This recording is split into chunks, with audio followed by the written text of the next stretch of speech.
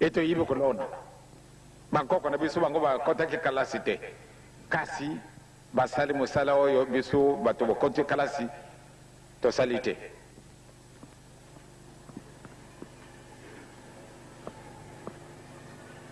Tata epenge ntango ateyaka biso alobaki ete nyoka ayibi kutunga ndako te me mingi toyibaki yango te. Mingi na kati na biso toyibaki te ne nyoka ayibi kutunga ndako te me moko te oyo akolobi ete nyoka ayibi kutunga ndako mutu ayibi likambo ndenge wana azali te. Fana nini nasi natali nalobi ya solo banyoka nyonso tu okoda kokutana na ye na ndako moninga asalelaka ye. Il vient chercher automatiquement pamba te ye azali na makasi na ye meme akutana bino kuna 10 akopanza bino pamba te bino moko mutako bokomona ye bolobi serpent azalaka mabe asherge ndako na bino abimisi bino ye avwandi. Banyoka oyo kotambolaka dikolo amoni ndako ndeke asali ale yake kokota yango avwandi ne wana. Mandeke mosusu na beke na bango bakutima na libulu munene ya profond na kati na nzete ya mobiso akoti kuna na kati me soko nyoka ye aye kokutana ekumi sheje na ye ndeke wana ekumi eloko na ye ya kolia soko ndeke wana aza mayele akimi na ye ndako wana ezali ya ye ya ndeke lisusu te ndeke mpe mwa ye kokota yango ezali te. Bandeke makasi bazali oyo bakubundisaka mpe nyoka aye kokutana wana akati ye bandeke wana bazali kasi bamosusu bazalaka faible akoti kaka vwandi na ye. Oyo banyoka bakutambolaka mbele na se teleka vipere ayibi na ye komata te kasi akuti ndenge kamarade na biso tutu atungaki ndako na ye ndako wana nde ezalaka bamoto vipere mingi ndako na bango ifo mpuku atungila ye obeni ama mosusu atungili ye akei kosheje kuna me babowa azali monene kasi ayibi kutunga ndako te.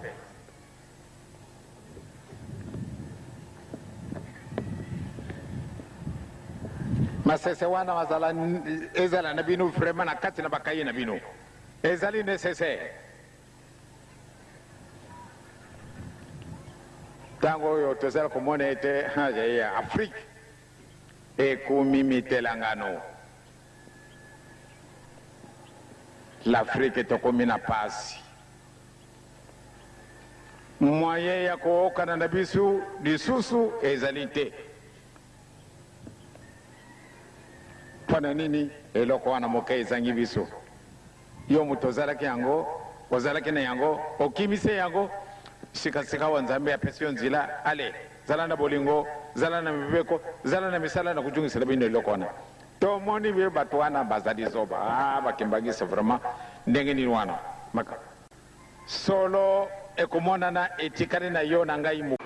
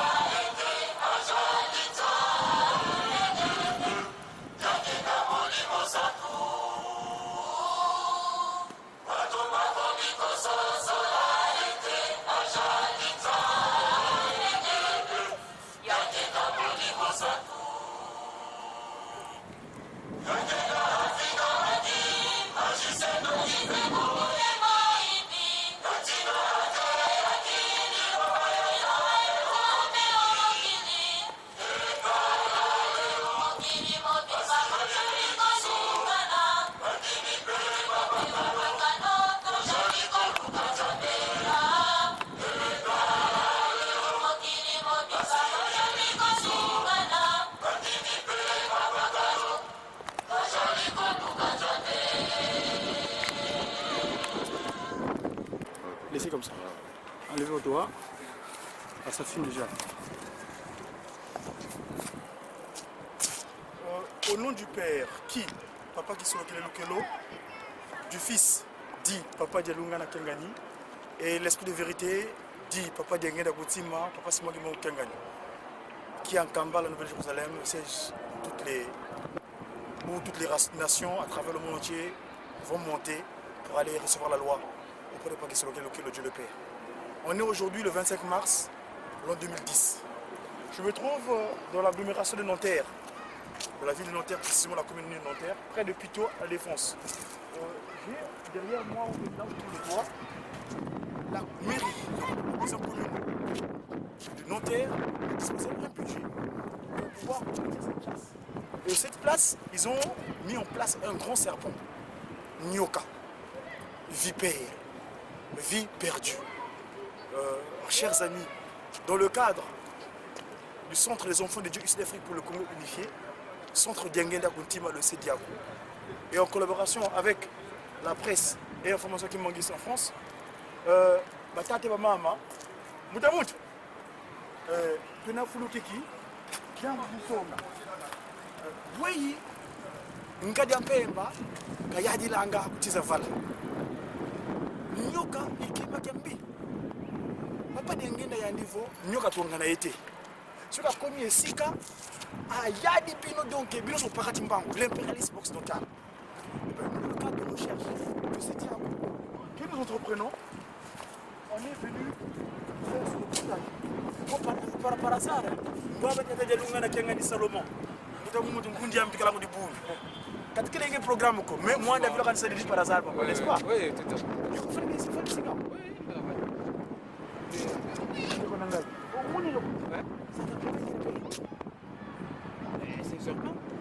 Comment une mairie peut disposer d'un budget pour bâtir juste un serpent?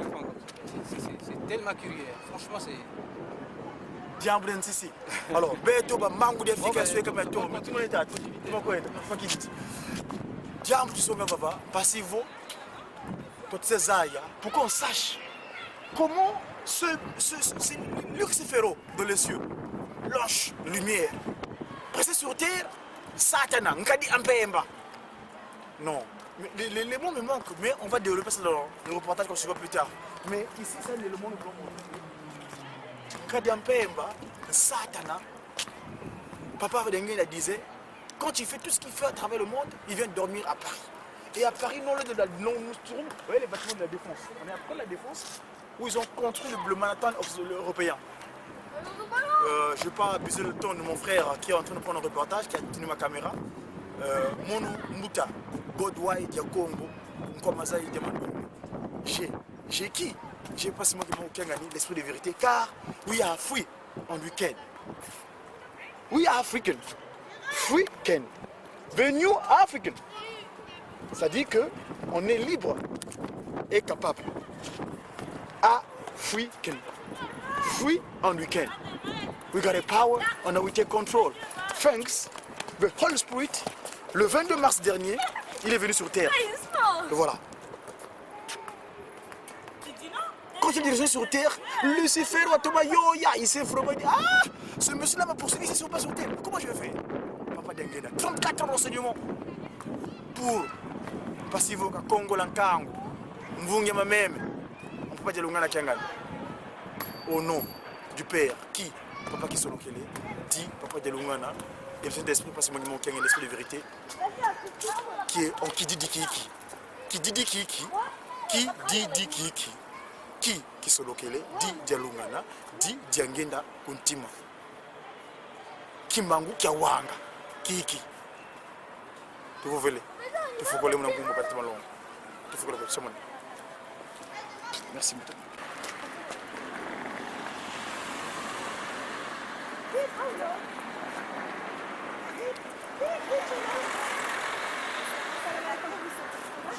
C'est très beau. C'est beau. C'est très beau.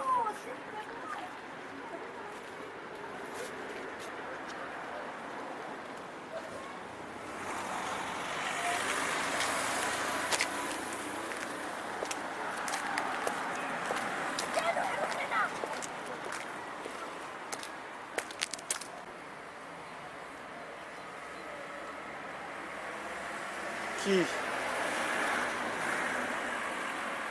Dis. Dis. Qui? Qui?